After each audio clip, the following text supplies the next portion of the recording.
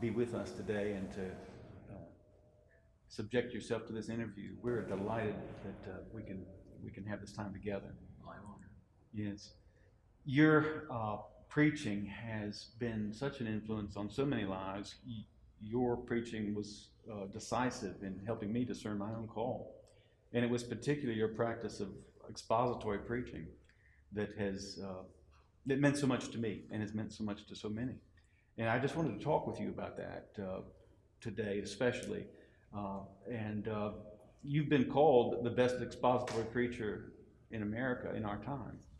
And I'm curious, and I think many would be curious, just to know, how did this way of preaching, expository preaching, become so important to you? It all started with how I became a believer, because I went as a young student to Cal Berkeley as a freshman, and growing up in a very warm and supportive family, but our mother was an Episcopalian and was devout. My dad was then really nothing. He had been in a Christian Science background, but he was nothing then. And so we were not really, it was not a part of our lives, really. And then I come to Cal, and my first 2 years, I don't particularly go to church or anything that I can remember. And then in the middle of my sophomore year, a man who became a dear friend, Arba Hudgens, was in a work group with me at Barrington Hall, which was a male dorm at Cal. And he said, we have a little Bible study group. There's a little group of us, and they were all guys. And I knew who they were because it was a large hall, but I knew who they were. And they said, why don't you come? So I went. And they're just sort of inching their way through New Testament books. And the first time I went, I had to look on because I didn't bring a Bible to Cal with me. So that week I went out and bought I make a joke about this. I went out to the Save the Gate bookstore and bought a Bible that week. And for $1 extra, I got my name on it. I still have that Bible with the little name put on. But it was the King James Version, which I'm glad I got because I love the King James.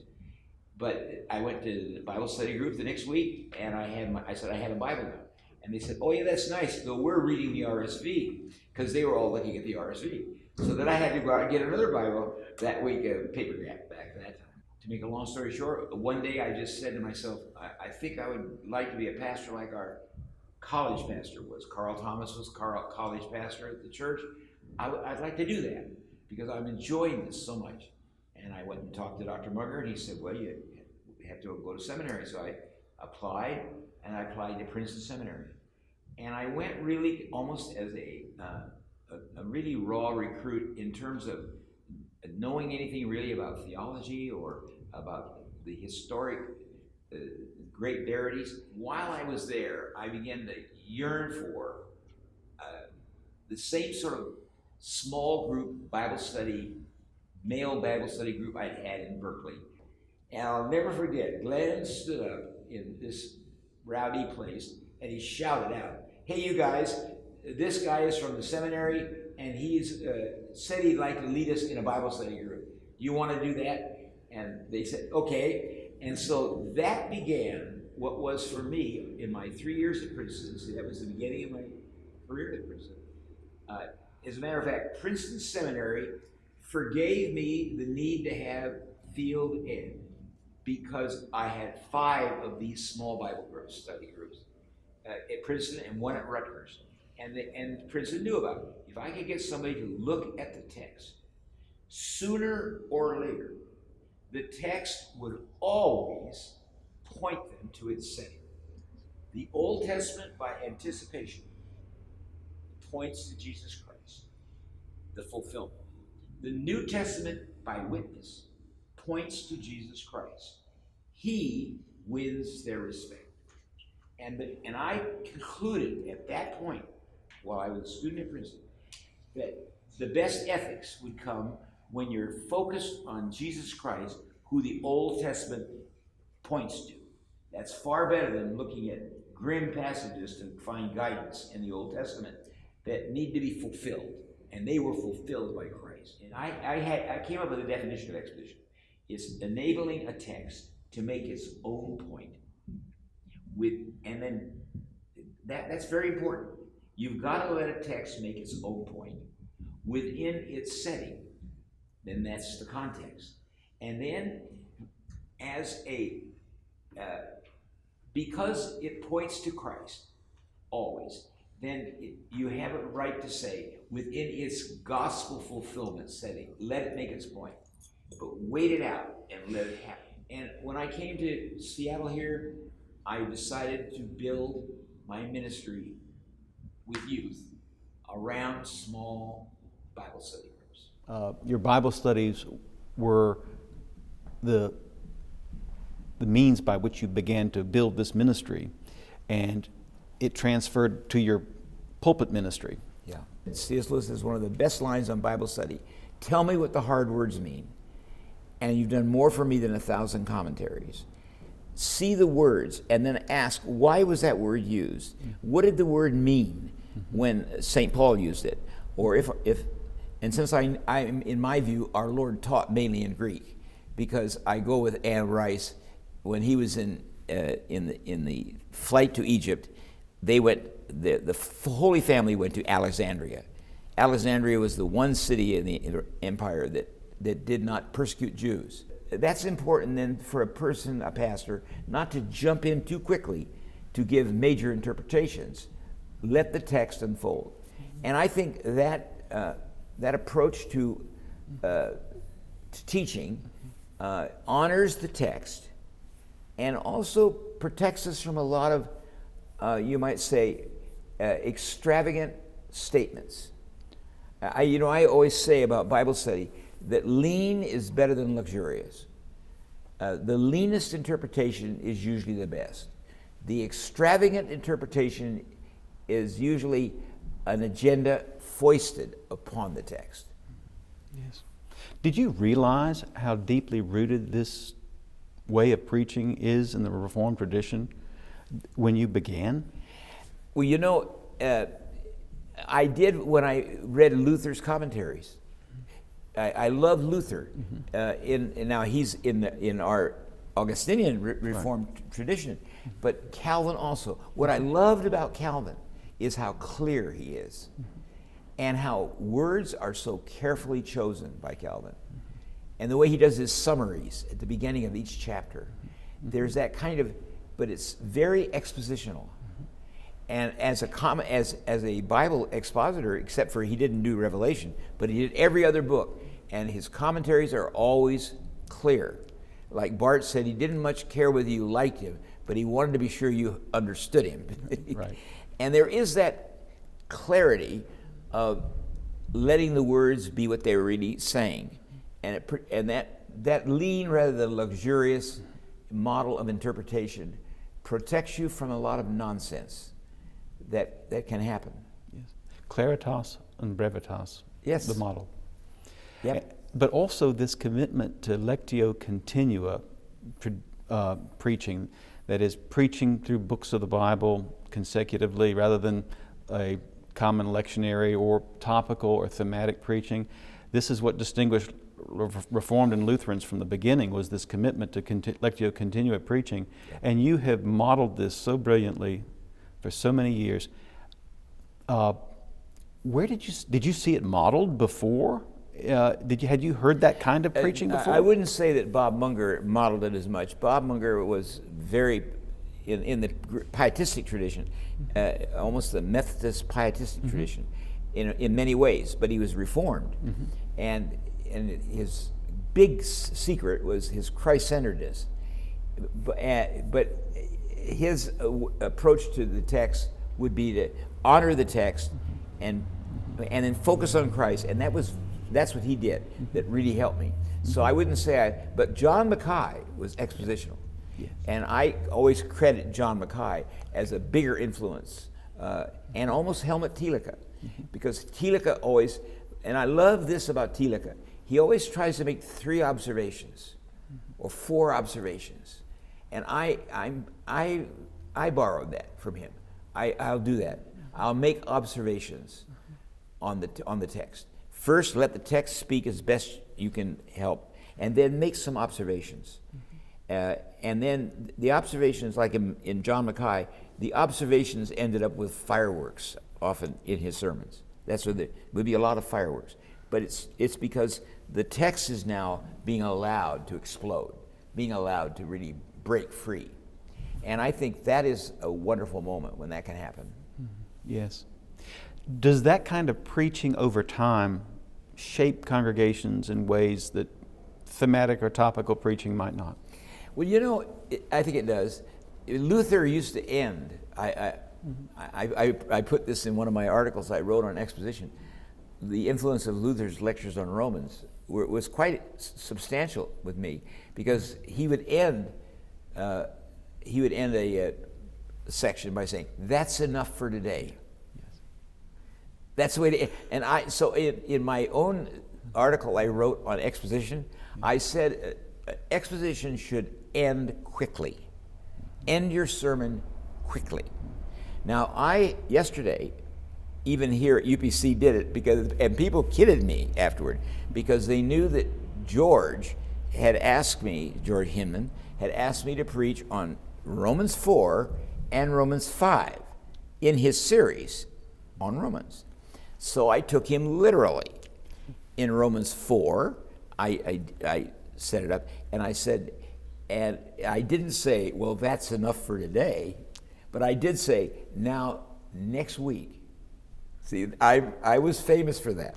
Next week, we'll watch how Paul makes this really clear. He's making it clear now, but he's going to make it really clear. But rather than to steal from Paul and take maybe one of his great lines from the future, let it come when it comes. So you're taking a risk with people, because sometimes, people, they want to hear the most spectacular line first. And I try not to do that. I try to, and so I did a lot of that kind of preaching where I would, okay, next week then. There's an anticipation the next week, and not necessarily tying it up with a nice bow. You drop them, and I've experienced that, and it leaves questions open. You've spoken of Dr. Mackay and his influence, and perhaps you could say more about him. But are there others who have been influential conversation partners over the years in? Well, preaching? Dale Bruner. Yes. Dale Bruner. We have done a lot of things together, and we're great friends through the years. But Dale, he's very bold, a lot more bolder than I am. When he does exposition, he always prepares his own translation, just like the Anchor Bible. He prepares his own translation of the text. He doesn't even. Well, maybe he should honor the RSV and say, now the RSV puts it this way, or the new RSV, or the Jerusalem Bible. I often do that. I like to let people know the way other translations will handle the text. Dale rarely will do that as much. He just does his own translation of the text, and then you discover it. You journey through it, and Dale has done that for years. Are there resources that you typically use when you prepare? Theological Dictionary of the New Testament, Theological Dictionary of the Old Testament. And that takes time. And I have them right there in my study at home in front of me. And I have, of course, my Arndt Gingrich and all the lexicons. I have lexicons of the Hebrew, and I have, of course, International Lexicon. And they all help. And it takes time to do the sleuthing, but I love the sleuthing of words. And I get that from Lewis. Lewis got it from Tolkien. Tolkien was absolutely captured by language. In fact, that's one way to describe Lewis was captured by the surprise of joy, the breakthrough. But so was Tolkien. But Tolkien saw the surprise in language. Like he said, how did you dream up Lord of the Rings? How did you create that story? He said, I didn't create the story, I found it. I found the story. Where'd you find it? In the language. I found it in the words. Yeah. Yes. And yeah. I think that's really what exposition is trying to do too. Yes. Yes. Are there theological resources that help you in that process of translation, of using language? Bonhoeffer for sure. I think Bonhoeffer is a really interesting expositor. Sometimes not as helpful as other times, but usually like his unfinished book Ethics, where he talks about penultimate and ultimate, is so important. Handling what's the next to the last word, the last word. You cannot hear the last word till you've heard the next to the last word, and that's Bonhoeffer. Again, that's an expositional comment.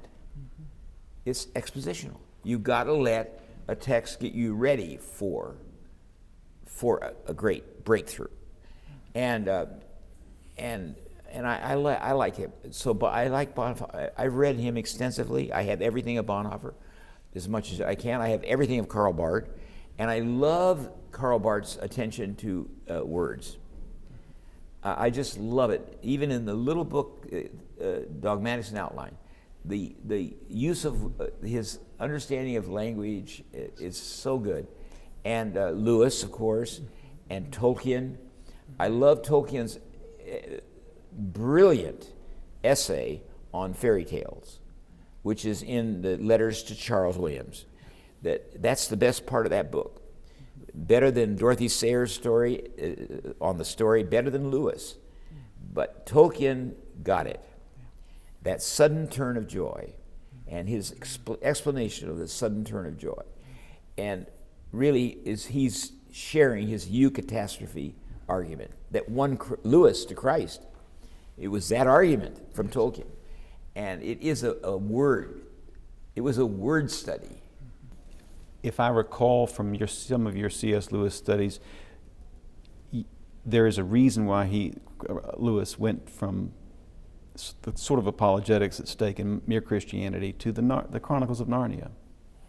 There's the narrative that for which the apologetics that don't make sense apart from a grander narrative that he wanted to tell. Is that something that you, if I may be mistaken in some of the things that you've said in the past about Lewis, but no, I love this about Lewis. In 1939, he broke his silence because he blundered in Pilgrim's Regress and lost a lot of friends in Oxford. In fact, that's the real reason he was defeated for professorship with 3 votes at Oxford. And they were offended, the fact that he wrote this and he was so careless about what he said about Sigmund Freud. That's why I love the play Freud's Last Tape, that last session about Lewis. It's wonderful because Lewis did make fun of Freud and he needed to make peace with Freud. That's another story. But anyway, Lewis wrote Problem of Pain. And James Welch at BBC read Problem of Pain. He didn't know anything about C.S. Lewis, but he read Problem of Pain and he said it changed his life. And then James Welch is the head of BBC Religious Broadcasting. He's the one that got Dorothy Sayers to do Man Born to be King, and then he got Lewis. See, Dorothy Sayers first. She did her episodes starting in December of 41 and ended the beginning of 42. Lewis starts in 42. In the heart of it's a grim time. And James Welch writes a letter to him and says, I've read your book, The Problem of Pain, and it's changed my life. And I think England needs this now. We're in pain. And would you be willing to give some broadcast talks, originally just 4? Well, you've mentioned Bonhoeffer in a moment ago, and there's this line in his lectures on preaching, which I probably discovered first from you, these lectures in No Rusty Swords. And I've heard you practice this, and perhaps I've heard it in different ways from you, but he has this line, Bonhoeffer, at one point, he says, the source of the preached word is not the pious Christian experience or consciousness of the preacher, nor the need of the hour of the congregation, nor the desire to improve and influence others. All of these things quickly collapse and lead to resignation. These motivations and forces are not enough. The only valid source of the sermon is the commission of Christ to proclaim the gospel.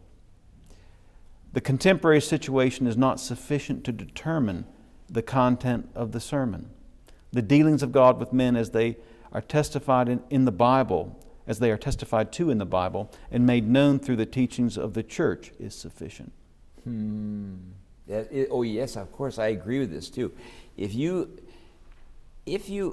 have too much of an agenda, it could be a godly agenda. And I've said this to a lot of young pastors. Don't throw into the end of the sermon a lot of rhetoric that is all true, but it's not being explained. It's being almost like a mantra. You're throwing it in. We want to go to the foot of the cross now. The ground is level there, and the blood of Christ will cleanse us. And now notice all those amazing words that are being used but not described, not explained, not understood. Don't do that. When you get to the end of a main discovery point that's been made in the text, then stop. Stop earlier, but don't feel that you have to say, now what we're going through in the world today, I don't know. Did you know I did get published by Will Wellerman at Duke. He wanted me to, he said, what sermon did you preach at University Presbyterian Church the Sunday after 9/11? And so I sent it to him. And then did you see that book? I did. It's called After 9/11. He published, there's a lot of different, very famous people. I think Henry Sloane Coffin, a lot of people, and then me.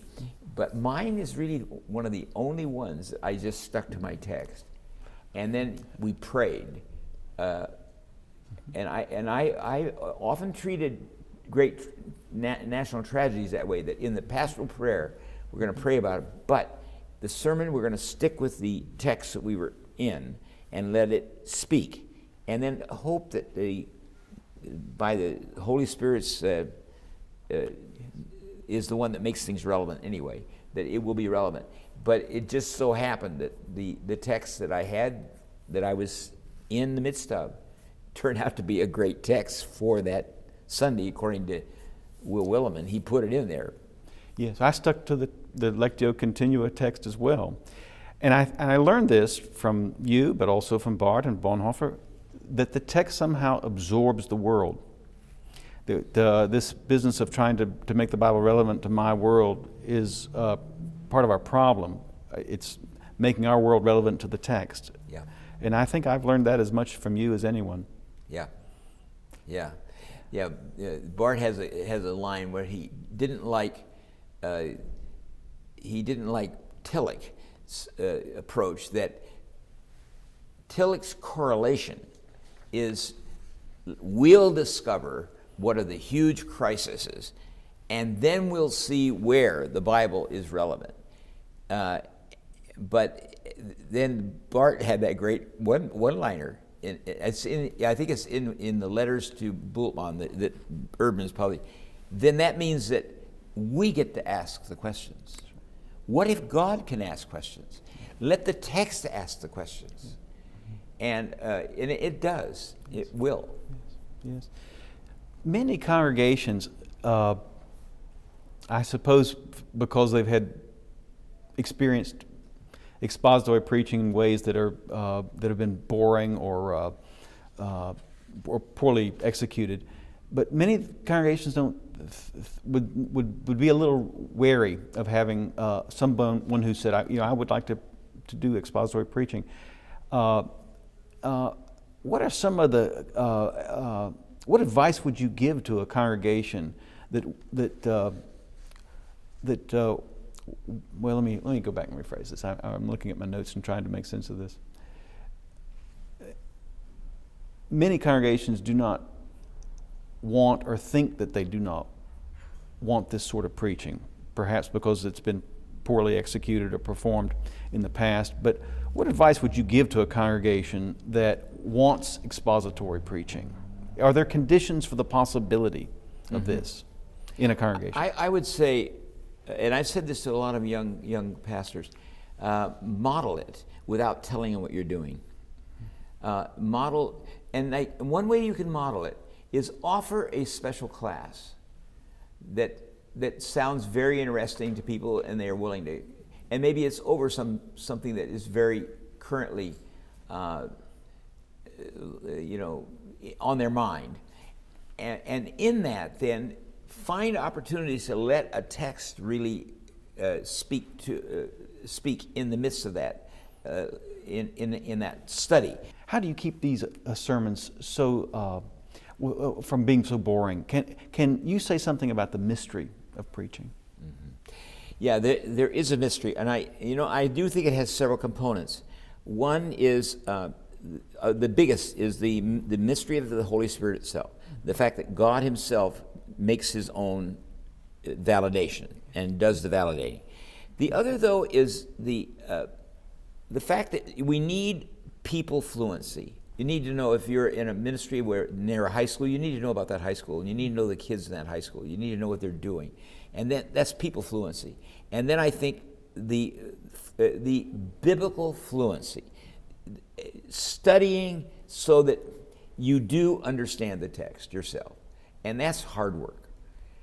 And so you do that. So make that a major goal. Arrange your week so your week has time for you. Don't ever write a sermon on Saturday. I learned that a long time ago. I always had my sermon done by Thursday, and that then meant it just brewed in my brain from Saturday till Sunday. But I never wrote it on Sunday. Pastors who write their sermons on Sunday fill them with analogies and stuff they borrow from somebody else. But it's not, or maybe something that happened to them that week, but the text isn't the big thing. So if the text had been the big thing up till Thursday, and you really got so excited about the text, then it's just ruminating in your brain. That helps. And then, so I would call that the message fluency. You've got to really understand that message as best you can, and the words, and what the hard words are, and stuff like that. Calvin has this line about preaching with one's eyes open, not being oblivious to who's sitting in front of you. Yes. And you have said that reading people's faces is important. You know, it's always true. All the years I was here, when I would meet people in grocery stores, and I did a lot, at airports, wherever, I had people say, hey, I go to your church. I said, well, where do you sit? And they always loved that. Where? And they said, well, I sit over on the left side. Yep, I'll watch for you. I know where you sit. And I did. I knew where everybody sat. Well, you have reached many people through your sermons, audio sermons throughout the world. And you've reached a lot of people you couldn't see. And I just want to thank you on behalf of many of us who didn't sit under your teaching directly, but indirectly from a distance, we have been so nourished by you in your ministry. Hey, I will tell you one funny thing.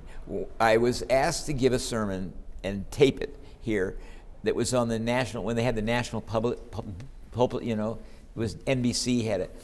And so they had a crew came, and they did it in this church. He wanted to record me, and they had to turn the entire air conditioning system off in this church because it was fouling up their recording. And so they had to turn all the air conditioning off, and I went to a room with them. And then I was really nervous about doing it because I don't like to preach in front of a mic. And he said to me, this guy was a pro, and he said, when you talk, I want you to do this. I want you to see a truck driver in Nevada who's driving his truck, and he might get a little sleepy maybe, but he's driving his truck, and he's turned you on, and he's listening to you. And I got through that sermon that way. And I did 2 sermons. I don't know if they're very good, but I did think of that truck driver. Yeah. He suddenly became a person to me. Yes. And so that guy did help me for that. Yeah. It's such a reward for me to see you and taking on this post and And I love theology matters, and I love the whole idea of it, that it does matter, but it has to be made real, and that's what you've done in your ministry, and I'm so proud of you. And I remember meeting you in Princeton, and I'm glad I'm in a photo with you too at your graduation. That's that right. proves we were there together. That's right. Hey, That's God right. bless you. Thank you, sir. You have been such a blessing to our lives. Thank you. Thank you.